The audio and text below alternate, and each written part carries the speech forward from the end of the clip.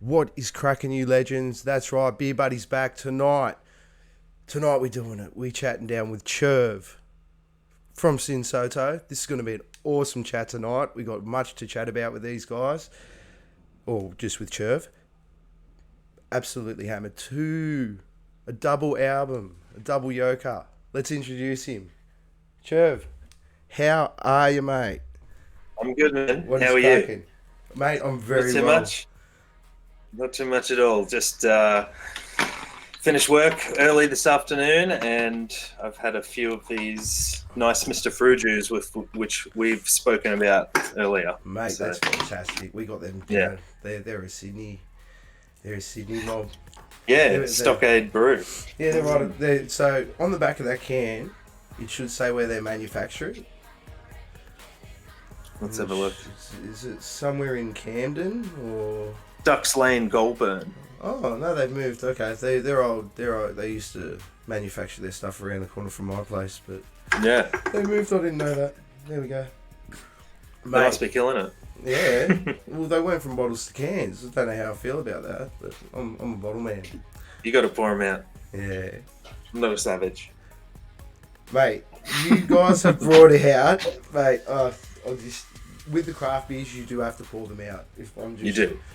I'm just on these nasty things, the VBs. So you can fucking get it. You can get it straight out the bottle for them bad boys. That's all. Yep. That's all it's worth. But I love them. 50 out of 50. Best beer ever. Boom. Great bottle. So you've brought out the double album. Yeah. Is it Martyr? Martyr. Yeah. Yeah. You got to put the right emphasis on the right syllable. Yeah. Okay. Very good.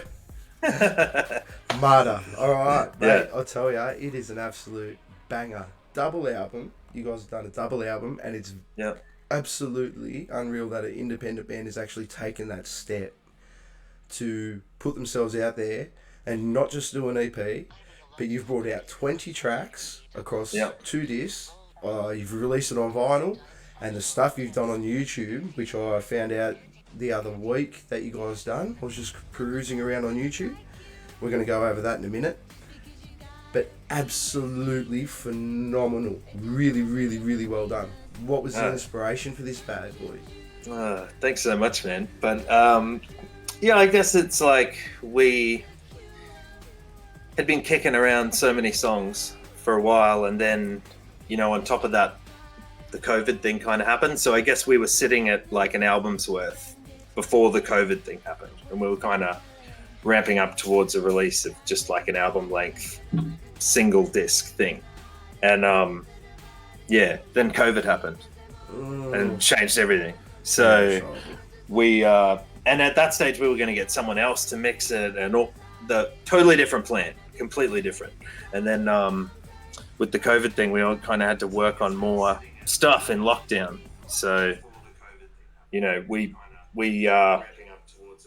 pretty much doubled the amount of songs, and then decided we would just do it as a full collection, because they had these two sides. There was a pre and post COVID side of the album, in a way, like from when we recorded them. Some of the songs were ancient, but we felt like it was enough of a collection that we could put it out as one thing.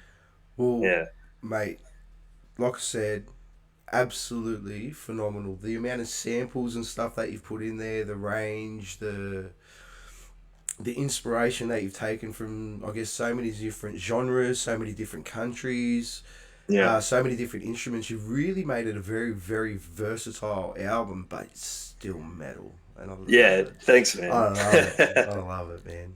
Yeah. And Alexis has done fantastic work on it. Was it because when I listened to it, Yeah. It seems like it needs to be listened to in a very specific order. Like you couldn't really hit shuffle. Was it written that way?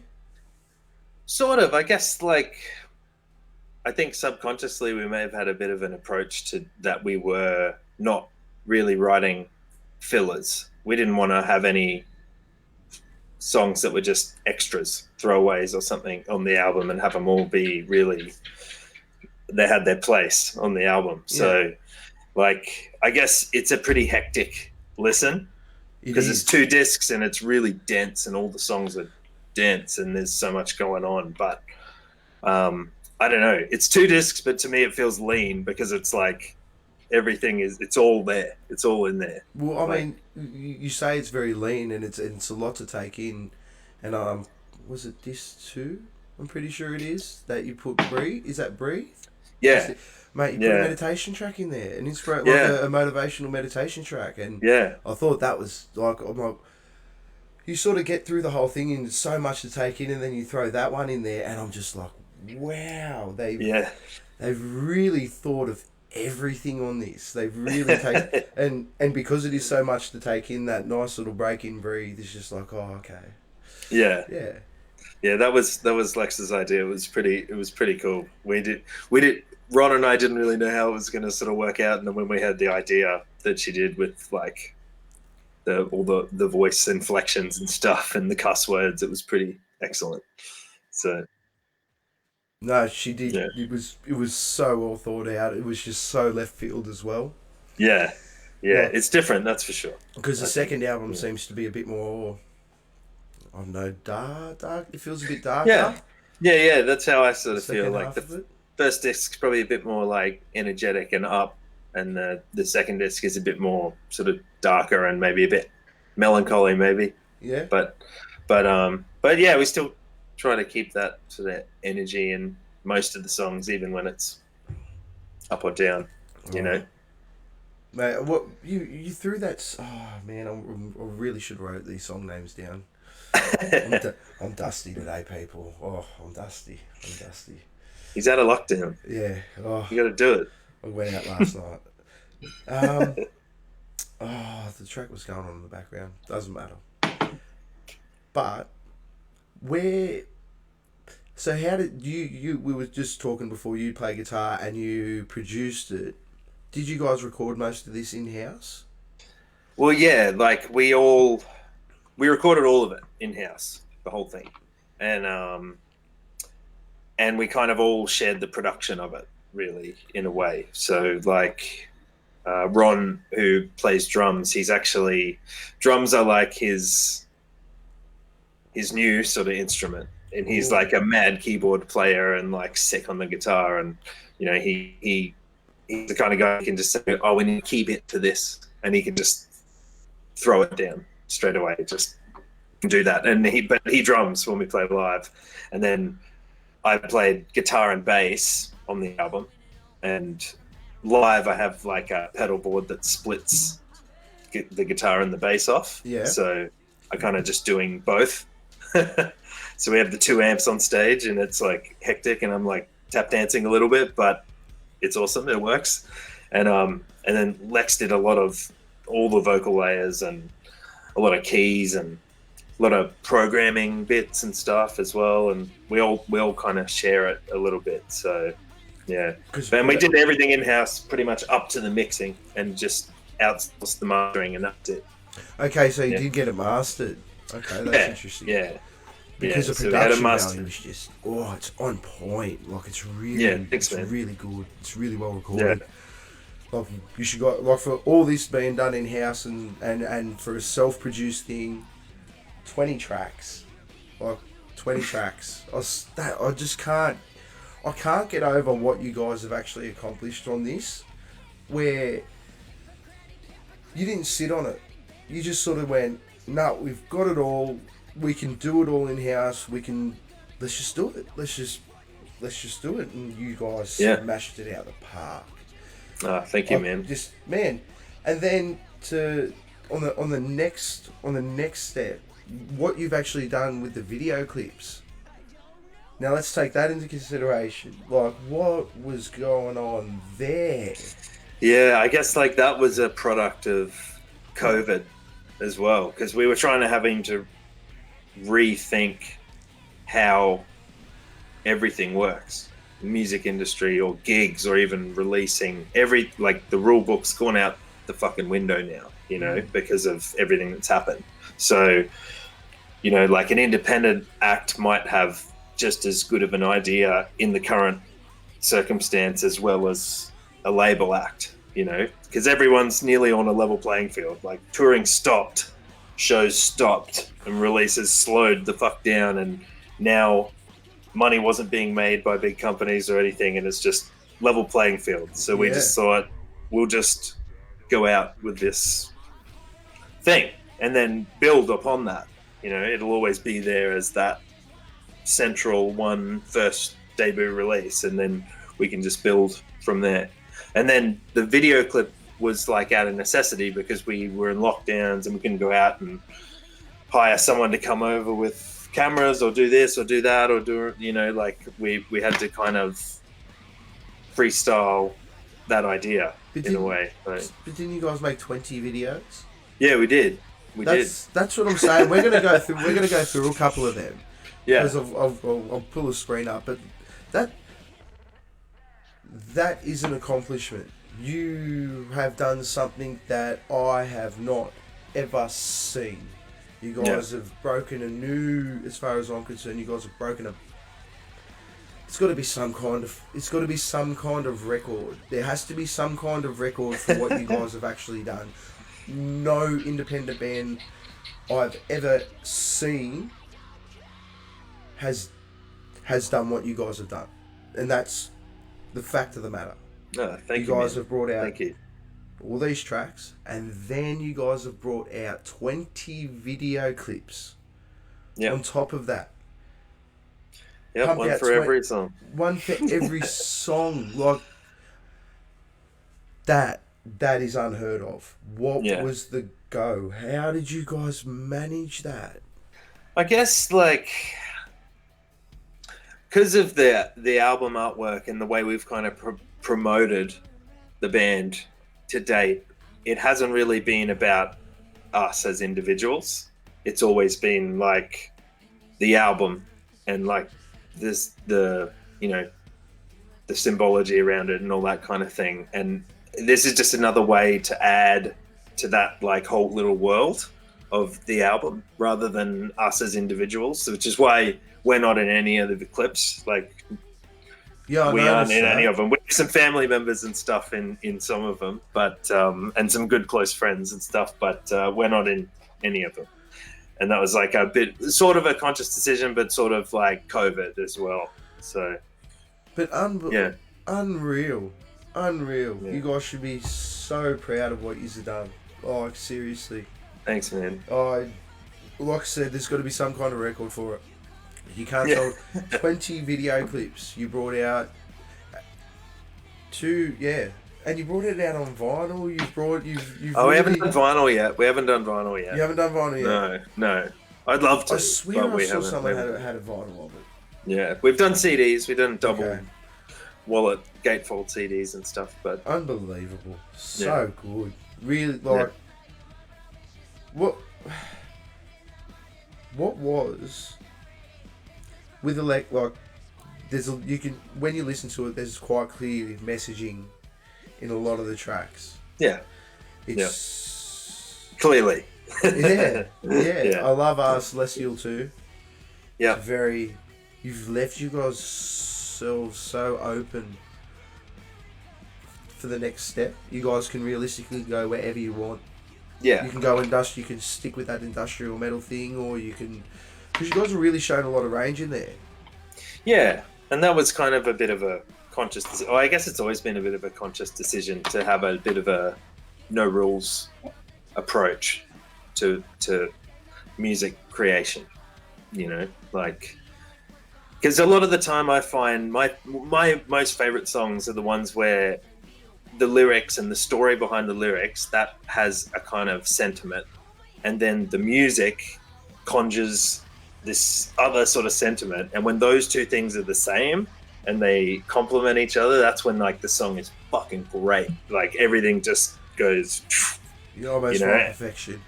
yeah, you know, like the way it sounds is also the way the lyrics make you feel, you know, and that when that melds together, the song's really fucking powerful. But the best way to do that is to have a no rules approach to the music, because if you have a different vocal or like lyrical idea, musically you can go anywhere to meet that in the middle and kind of get it together, you know, because some Alexa's delivery is real hip hop. So that's if we what go, I'm saying. She can spit. Totally. Like, this girl can rap. Like, totally. Wow. I was just blown. I was so blown away. Like, because MMK, Metal Mum Karen, she was. She was the one that actually got a big shout out to her. How you going, Kaz? Yeah. I haven't spoken to you in a while, miss ya. Hey, I can come up there now. She showed me. She showed me you guys. And awesome. I just when I heard Celestial straight away, and I'm just like, oh yeah, let's have a look. And then I had a look, and then it was just like trying to pick my jaw up off the floor. What was the inspiration for each one of those video clips? Because they're so well filmed. They are so well done. Yeah. And each one really tells a story.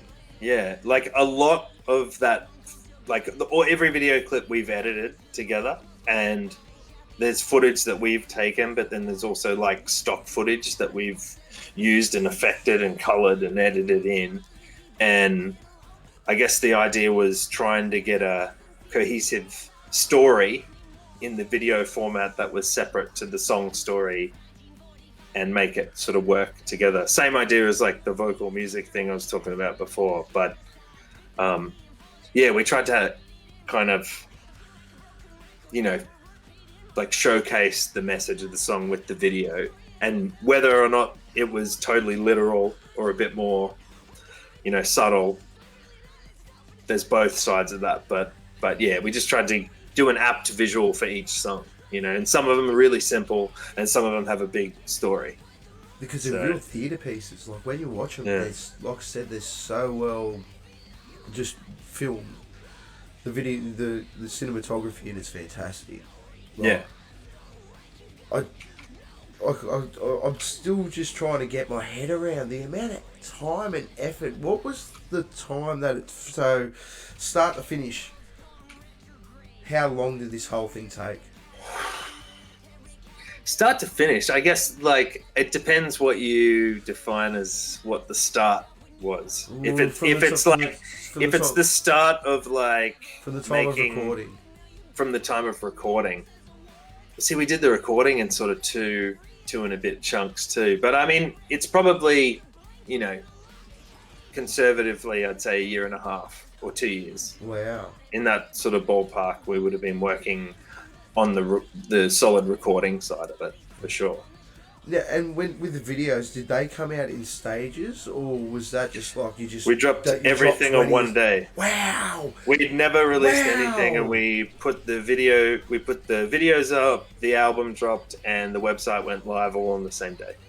That is a mammoth effort. Like, you guys have set one unbelievable standard for yourselves, I guess. You guys are really like, wow. What do you do next? This is my question. Well, I guess, I don't know, like rethinking how the music industry is going to work in future, and a lot of it comes back to being online. It's half appealing being a new band to have a lot of sort of stuff that people can dig into straight away. So if they like one song and they want to look a bit deeper, they can go 19 more times and 20 more videos and a website and all that kind of stuff. And if they just like one song, that's cool too.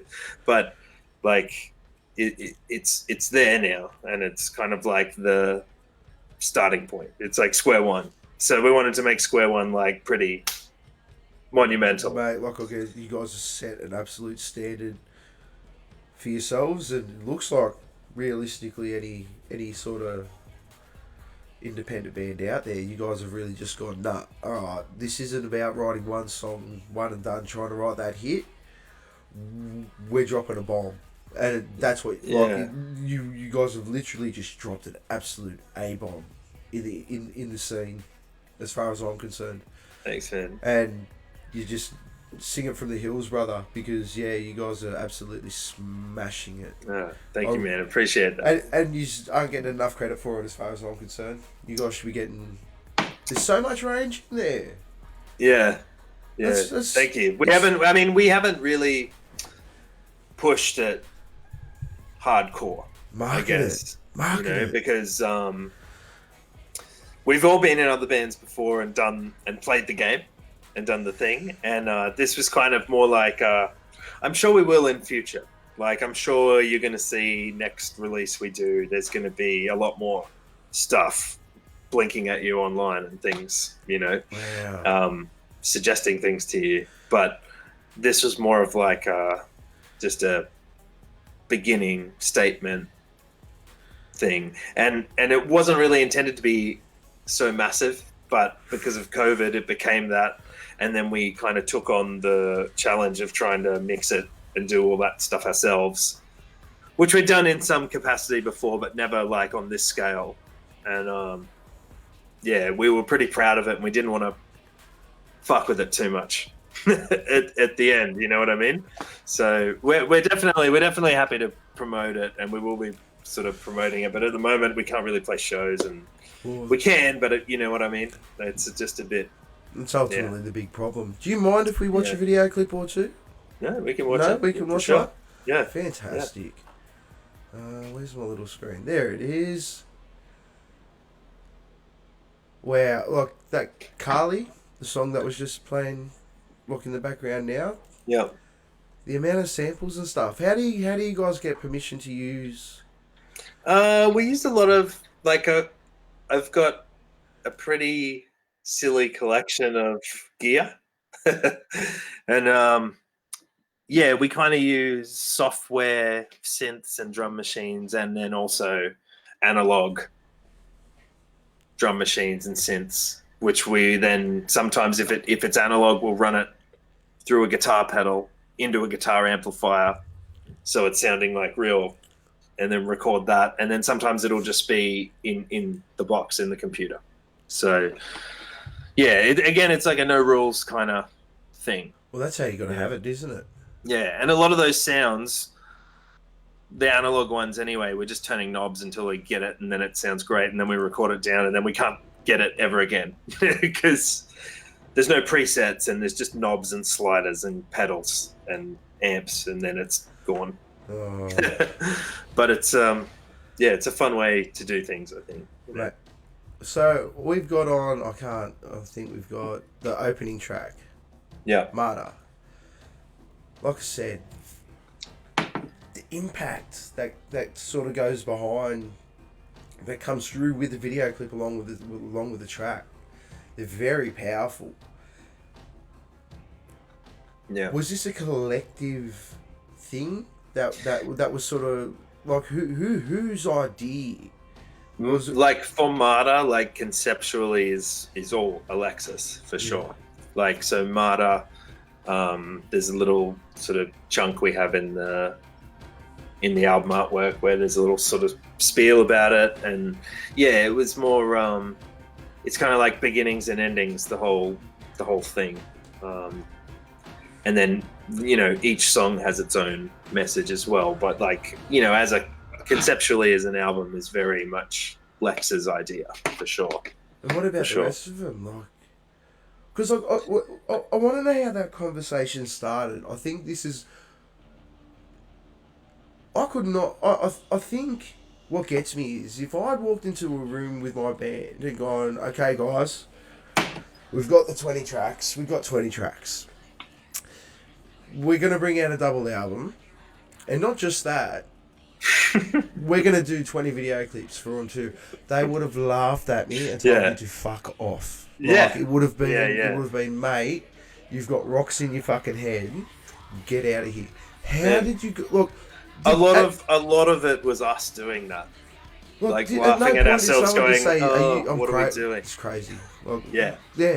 Absolutely. And that was like why it was such a weird but good experience to go through in hindsight, because the COVID thing had just happened, and a lot of the time you put in all this work into this crazy idea that technically is, like, by the industry standards, a shit idea. Oh, mate. But it's fly or die kind of thing, because it's the middle of COVID. What else are we going to do? Fucking right. Let's go. Let's fucking go. So we went in as hard as we could, and that's what came out. So, mate, and we're pretty happy with it. So you should be so proud, You, like I said, the mere fact that you have done what you guys have done is statement enough. Nobody else has done it. Nobody else has done it. It's as simple as that. No other band, no other musician that I can think of for their debut release has done what you guys have done. Absolutely, wholeheartedly, nothing. You can't tell me anyone. Yeah, I mean, I can't think of anyone. I did have a look once just to see. Yeah. but yeah, no, I don't think so either. Yeah. I'm just in awe. I'm in literal awe of what you guys have done.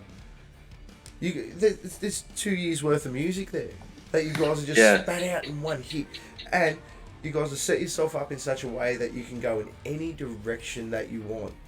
You guys have got such range with the hip hop, with the dance, with the trap styles, the real beefy guitars. Really, mainly in the second half of the album. Yeah. Alexis's screams are on point. Yeah. Like. Yeah. Yeah. It really just unbelievable. Thanks, man. Thank you so much. I just want to promote it so much because I can't think of anyone that's done it. Now, we've gone through 3 video clips, but just the way they work, perfect. I can't get over how are they filmed in 4K? I think some of the footage is we probably edited it at 1080 or something like that. But some of that footage, like a lot of it will be like, I don't know, film studio or something overseas, and they'll just film a shitload of this scene that has been set up, and it's just like this dump of generic footage, and then you have to sort through it and kind of edit it the way you want. And get it to be a bit of a narrative, because it's just raw. It's just a thing with the outtakes and everything for ages. And you said that you edited it. Yeah, I know, it's hard to say. I know. I fucked it up too. You cut. Hopefully, no one notices. You cut this whole thing in-house as well. Yep. Did it all here. Yeah, we do it all in-house. You really take in the whole. Yeah. Utilising the talents, and I guess just taking the time to do it too during lockdown, utilising your spare time. Yeah. A lot of it was like teaching some old dogs some new tricks.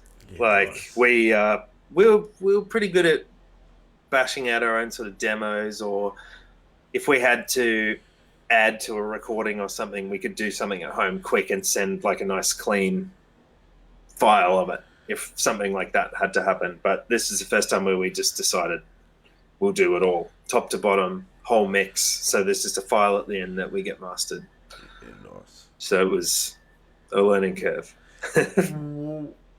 Now, in saying that, what are your thoughts on the whole, I guess, point of mastering these days, considering the compression rates that you get going through Spotify and stuff like that? Yeah, or you did it just mainly because of CD releases and stuff like that? I guess I mainly did it, one, because it's good to have that other person's opinion, because we were handling it all in-house. If we were to just do it ourselves with no other input, just the 3 of us, the amount of times you listen to 20 songs is ridiculous. So by the end of it, sometimes you just second guess things to the point where it's like, I don't even know if this is good anymore. Yeah, well, You know, it was good before, but I've listened to it 50,000 fucking times, and I don't know if it's tired. yeah. People don't You get that. understand that. You get fatigue. You know, so it's good that was one appealing thing of the mastering, and the other part was like it was a guy that I knew in Brisbane who had done previous bands mastering for me before, and he was amazing, and all the songs, because they had been written over such a long period of time and then recorded at different times with different gear, and there's a lot of sounds that are in disparity to each other. So he kind of really was able to bring that in as a collection. Okay. So whereas the songs themselves, like tonality of anything didn't really, or the character of it didn't change that much, it became a solid collection, you know. And yeah, Bryce Moorhead did it in Brisbane, and he's an absolute genius. So yeah, I can't say enough good things about that guy. He's really excellent at what he does. That's good. Yeah. That's so good. Yeah, you killed it. You've killed it. Yeah. I sit there and I tell people about it, and I'm just like, yeah, I just can't get my head around it. I can't get my head around it.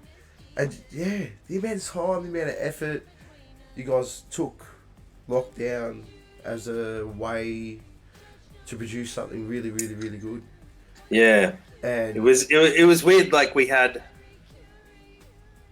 like a bit of a list of about 10 songs that we wanted to do as an album, and we had nearly like finished the end of a recording where we had done some drums in another studio somewhere and all this stuff, and we were nearly ready to sign off on it, and all the COVID things sort of went down, and then we re-looked at everything, started redoing things, and then most of the songs got changed. We almost rewrote endings or workshop lyrics or different bits, and like songs that we'd had for ages we like tore to pieces and then put back together again.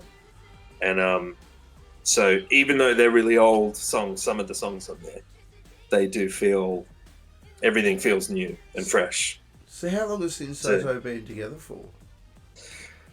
Well, technically, went from the day when we put that album out, but like in real life, I guess, you know, Lex and I have written music together for a while, and Ronnie was an old friend of Lex's way back in the day, and he came and used to hung out at other gigs we used to play, and then we kind of just found out that Ronnie was getting back into drumming, and he had played drums before but hadn't played for ages, and he's just kind of gotten back into it, and he's like a professional boxer as well.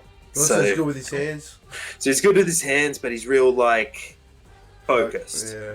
So like he was just getting back into drums, but he just went hard on the drums for like 2 years, and just, you know, muscle memory kicked back in. Yeah, it just went in like the shortest amount of time. So, and I guess as all that was happening, that's when we were sort of doing the album. But I guess, you know, you could say 2 years. You could say 2 years. That's good. Yeah. Good. How do you guys go in this format? Yeah.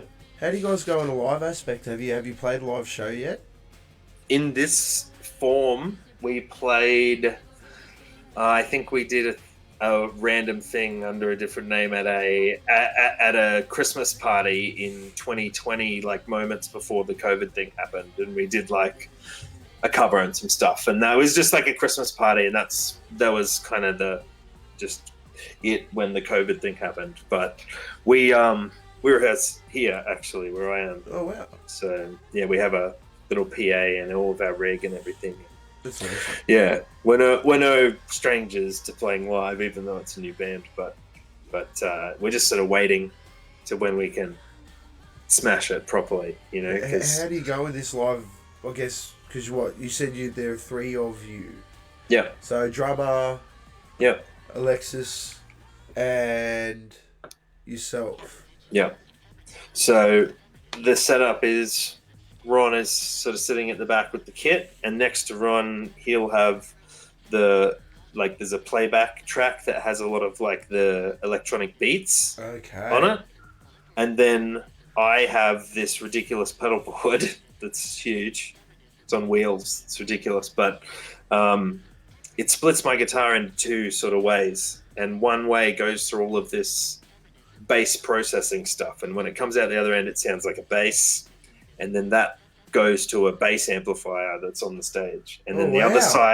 the other side goes through all this other stuff, which is the guitar stuff, and that goes to a guitar amp on the stage, and then I just have the pedals in front of me that kind of turn the bass and the guitar moments on and off, and I just do it all with the one instrument. No fucking way.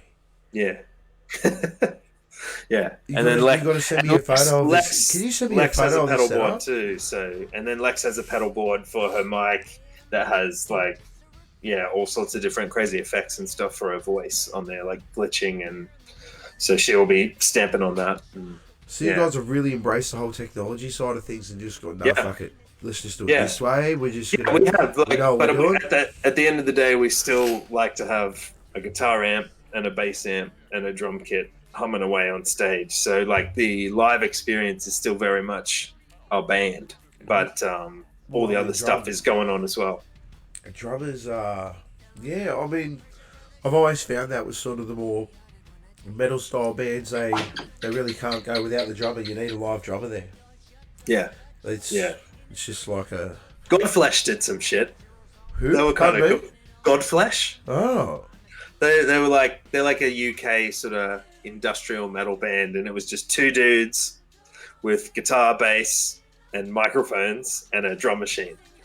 They just come out and start the drum machine, and then just I think, did they, it was really did they good. play with Carnival? I don't know if they played. They definitely have been out here a couple of I times. feel Like like I've they've done, seen them, but they actually yeah, came out with a drum kit and they just had it on like a loop pedal sort of thing. So they play the drum yeah, part, and but it was nuts.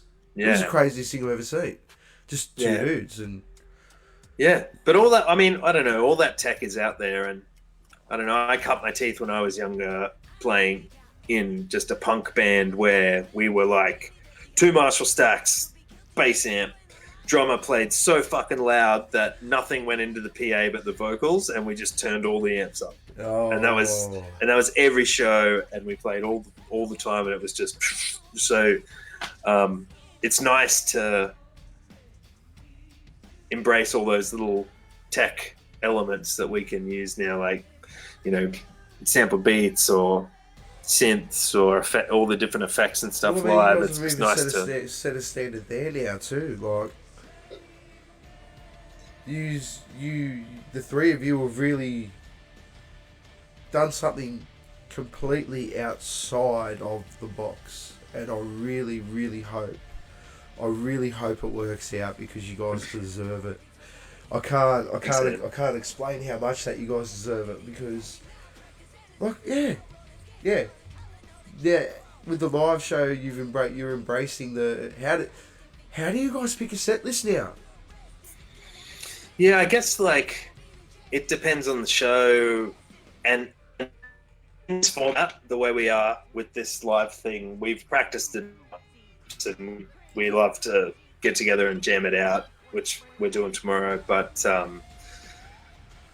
yeah, we haven't really done it live that much, but I mean, we just choose the set the way we always choose the set, which is depending on the show. Like if it's like some festival-y type show, we'll just do the short and sweet, half-hour power, all the bangers, and then if you get a bit of extra time, you can like go off into some of the this deeper cuts or something. Yeah. Yeah, but generally we'll just be like bangers. Oh yeah. Try and get them on there. Yeah, That's it. That's it. especially when you're a new band. I mean, nobody wants to hear your Bon Jovi ballad straight away or something. Well, you guys left yourself open to realistically play at a handful of different venues, I guess. You Yeah, guys could play sort of like a club venue, yeah, and yeah. you Well, and you could do the proper like dirty metal club. as well. Yeah. Well, we've got it so that like Ron has an electronic kit that's pretty bitchin' as well, so we can kind of, I don't know, we can kind of do anything at any sort of volume, Wow. and yeah, he can like tweak the sounds of it to be like a drum machine, like an 808, but it can be like a live drum kit, and then sometimes we can just use the actual live drum kit and be really fucking loud. So that's mad. Yeah, that's mad. Embrace the technology. You have to now. It's there. It's there to use. I mean, even so much so to the extent where you guys have recorded all this in-house, send it off for mastering, cut all your videos in-house. Yep. Saves so much money. Like, so much money. Especially being a three-piece as well. Yeah. I mean, outrageous amount. Yeah. Yeah. What would have taken, what? We brought when I was in a band, we brought out an EP. It was 4 tracks. 5 times that. Yeah. I remember how, and we paid for our recording, and that was expensive enough. So I could only I know roughly what it would have cost. Totally. Yeah. Yeah. 20 tracks. Had we been paying for it the traditional way, would have been super expensive. Yeah. It would have been, and it would have been a lot of but. Good, you guys backed yourself. You guys have backed yourself hard. And, like, to be totally transparent, we've sunk tons of money into it. But the money has gone into infrastructure for us to be able to churn this stuff out. So, it's stuff that we'll be able to keep using. And, Well, it sounds like all that stuff's an investment. What could you get a bit technical about what kind of gear you sort of use? How does Logic is the main platform we're using, which is just the Apple recording software. And we've like that before, but there's just something about the intuitiveness of Logic, and it plays nicely with that electronic kind of music. So when you try to do something tough and heavy in a program that is kind of suited for electronic and hip hop, it kind of gives you this different way of looking at things that pushes you in different directions. So I mean, we all three of us really like Logic. So we'll mainly use that, and then like a lot of the guitars will either be and we'll use I just like to use the whole microphone, like 57 and a condenser. You get a nice little blend of the two. So like one gets all the fizz and the crackle, and the other one gets all the oomph and the toughness. All the bass is pretty much direct. Don't really use an amp. It's all like just direct because the bass, needs to have a bit of consistency in all of it. And then we do all the vocal here, and we've got some nice sort of Neve style preamps, and like 1176 compressors, and I can just nerd out on all this shit forever. But you guys have really invested a lot, as opposed to like where you sort of offset the cost, where you save the money on the recording. You really sort of have to spend on the equipment to manage to actually get to do the live show properly. Yeah. So I mean, like the software itself costs money, and then if you buy digital instruments and VSTs, they cost money. And then like if you're doing the mixing side of it, there's mixing plugins and mixing gear as well, and that costs money. And then in-ears. In-ears. We got an in-ear monitoring rig, and that costs money. And then we have like a road case that is just sort of the outboard analog gear just for Lex's microphone for when she records. So it's like a Neve console channel strip with a 1176 compressor, and then we'll usually take a signal clean of her from that, and then also a signal running through her pedal board with all the crazy effects as well, and then we can blend them or use one or the other. Have you guys ever thought about recording other people? Because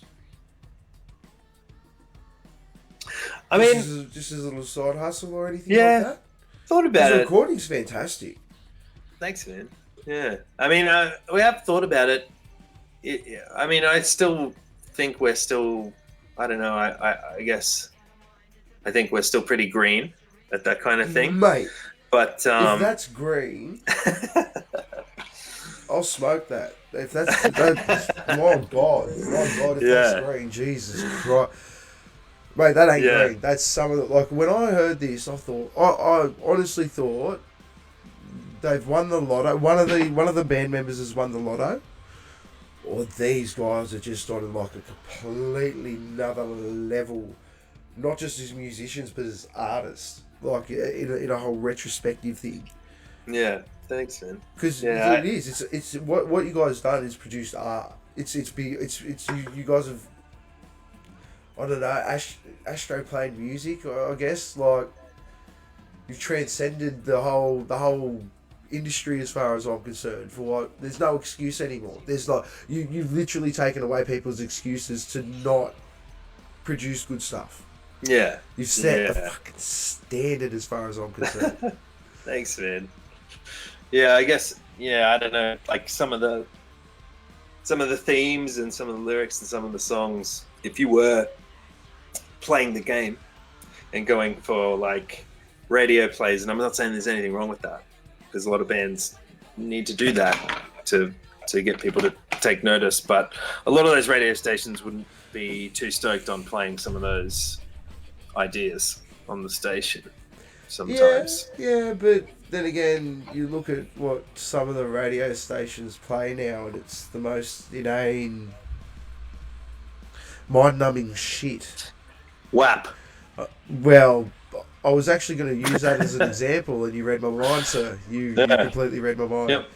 Yeah. Yep. So it makes you think. Bad. The album definitely makes you think. I will say that. Yeah. It makes you think in a big, big, big way. What? I always have this big interest.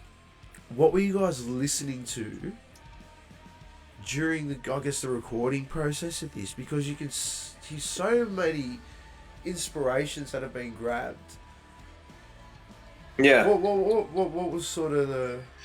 I mean, we all sort of take a bit of inspiration from everything, but if it's really like a time and placing, and I can only really speak for myself in this instance, but there's this Australian band from Melbourne called Ocean Grove, and they're huge. Oh yeah. But they put out their album just before the COVID thing happened, and I'd been watching them. I'd liked their older stuff and everything like that, and it was really different, and they were just sort of starting to get some traction on it. And the COVID thing happened, and I think a couple of them got sick, and they're in the UK. They had to come home and kind of just stop. And it's like, it was really, and I kept reading about it, trying to find out who produced it and all this stuff. And they'd just done it themselves. And I thought it was like the hottest shit that they'd done out of their whole discography.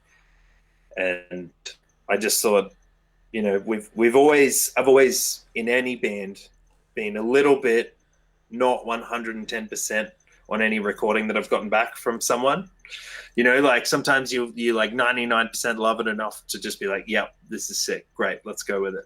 But you know, being able to do it yourself, you can really just make it sound how you want it to sound, or you can sit there and teach yourself how to make it sound how you need it to sound, or like tweak it until you're happy and have the time to be able to do it and try different things and re-record things and redo things. And it's like, yeah, the Ocean Grove album I was listening to a lot, because like some of the sounds and the slickness that they pulled, but the dirtiness of the album as well. But it was really like impressively international for a Melbourne band to have recorded on their own.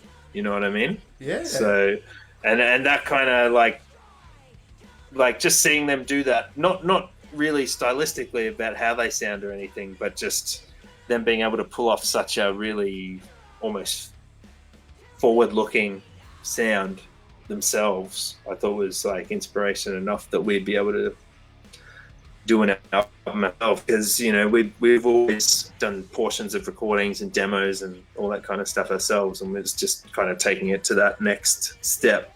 So, but yeah, I mean, I don't know, heaps of stuff. I listen to so much stuff. That's good. You ever heard of Tim Henson? Yeah, Polyphia. Oh my god! Yeah, I love I've Polyphia. just got into that recently. Oh man, I listened to the shit out of that album. Yeah? Actually, like that was another thing I listened a lot to, because they kind of meld that shreddy 80s guitar thing with I don't know, trap and pop and it's almost pitch shifting synths, and new style of jazz fusion for me. Yeah. Especially what is it? Look but don't touch. Yeah, I love that track. String song. I love that track. It's nasty. That's a banger. Yeah, it's dead set awesome, that track. Right. Yeah. They really sort of back themselves by not doing the whole get the singer thing. Nobody really does it aside really Animals as leaders, and yep. Yeah, I think people are gonna stop and take notice. You guys, very, very. I can't wait to see a live set.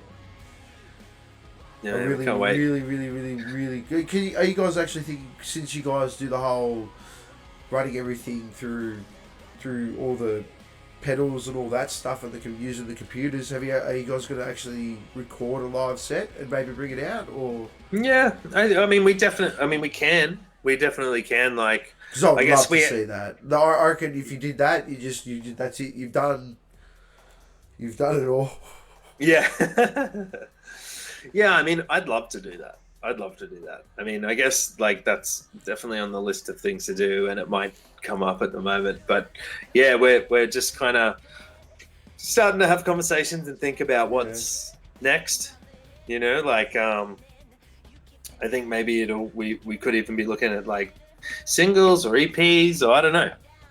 We're just kind of like you still got more so you still got more tracks in the works after this. Yeah, always. Wow, I would have just taken a break.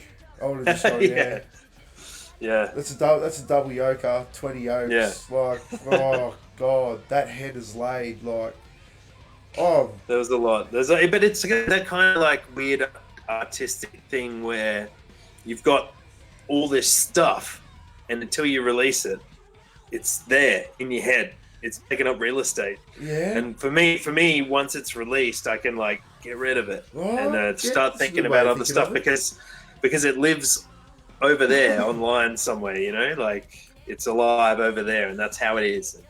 So what can we expect for the next lot of the sort of Sin Soto songs? Like, are we going to sort of stick with that whole the more sort of rappier, or are we really going to like what's the next? We're just going to go more. I think we're just going to go more. Like if just do what you want, because literally it looks like it sounds like you guys. I'll be honest. I'll be very honest. I'm not trying to be rude or anything, but do it. it sounds like you guys took a shitload of peyote and wrote the whole fucking thing. Like, do you know what I mean? Yeah, like, it's that out there. It's so good, and it's so powerful. It's so impactful. Like, realistically, every single song on that has something for someone. If you take the time to listen to it. Yeah, and when should. We're not. Listen to it. Everyone listen to it. Yes. Please. Yes. But yeah, I mean, we're not the kind of just we don't like get together and have a band practice for a couple of hours and be like, "Yep, that song's done. Next." Kind of thing, It's like we will really, and especially Lex, like with her lyrics and the story, she might get like a little melody idea, but then almost days and weeks can be spent on the story behind it and changing parts and then changing the lyrics. And then if the lyrics start to go in a certain direction that are a bit more serious and the song is too happy and playful, then we kind of, if we go back and look at that stuff, and then sometimes the way the song ends is it feels as if nobody has written it. Almost like it's all been our ideas, but it's just become this big goulash, and we're just throwing things in there and changing stuff as it goes, and the end product is I don't even know how anyone would think of it, but it ends up that way because we keep taking cues from certain things and following little rabbit holes until it shows you the end of the song, and then you kind of just know that it's finished. So your guys' sort of approach on the whole thing, it's never really done until you really wring that cloth out of every sort of direction that you can go with it. A little bit. Like, we're not like Nazis about trying to get the song there's no perfect. Yeah, okay. For me, like a recording or a live show or a performance, it's all about the attitude. Like bung notes or out of tune or whatever, that's not important to me at all. Like, it's the attitude, and you can, especially in like the voice, with Lex. Yeah. And Lex is huge about that. And a lot of the time, if we have a recording of her doing a thing in a demo format and it's just got this vibe, we will use the demo vocal if it needs to be used. It has a particular vibe that can be mimicked or something, or it doesn't. It just has, she was feeling a certain way when she did that line, and it sounds fucking, like. So like when Randy Blythe did what was it? I think it was. Oh, when they did Sacrament, the album. Yeah, and they make him run around the street and shit. Smoking cigarettes. Yeah. Yep. I totally. love Randy. So good, totally. It's exactly like that. It's more like the attitude's got to be there, because if we're using all that tech and synths and all those kind of things can easily get sterile, and you gotta keep the danger in the song. It's got to be dangerous. It's got to feel like things could go anywhere. Well, I mean, I've only seen photos of Alexis. She looks like a very powerful stage presence, a very good front person. Yeah.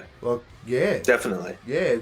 So I hope that I can get up there, or if you guys come to Sydney, I can come and see you guys, because for sure. I can't wait to see that live set. I can't wait. I'll be front and center. We can't wait to throw it down. Oh, mate, it's so much there. Like, I can't get over it. Like, I love listening to it because it doesn't get boring, and you're always finding new. Where you might listen to you listen to it on one day in a certain mood, certain tracks hit you. You listen to it on another day, and you're in another mood, different tracks will hit you. It's got so much versatility in it from start to finish. And even then, you there's content out the wazoo. Promote it more. That's all I want to see is do. Just Yeah, we got to get it out there. Good. It's so good. Thanks, man. You can't waste it. Mate, yeah, we're going to leave it there. We're going to end the stream, and we're going to have a little chat after. Thank you so much for joining, No worries, man. Thank you so much for having me. I really appreciate it. Thank you for taking the time and drinking the beers. Yep. Mate, cheers. Cheers. Cheers, my friend. Alright, guys. I'm going to say goodbye to the stream, and I'll come back to you. Hold on. Awesome, man. Thank you so much, everybody. We'll be back next time. I don't know when, but we'll have another band soon, and I'll be doing more beer reviews soon. Alright, champions. Have a good night.